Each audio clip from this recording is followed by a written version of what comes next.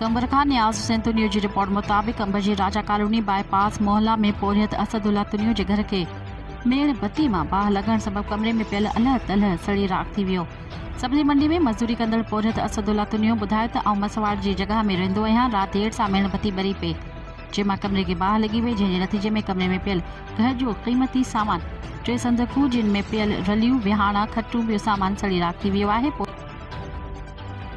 सरदार खान चांडियो ऐं ज़िले इंतज़ामिया खे अपील कई त माली मदद करे थियल नुक़सान जो अज़ालो कयो वञे।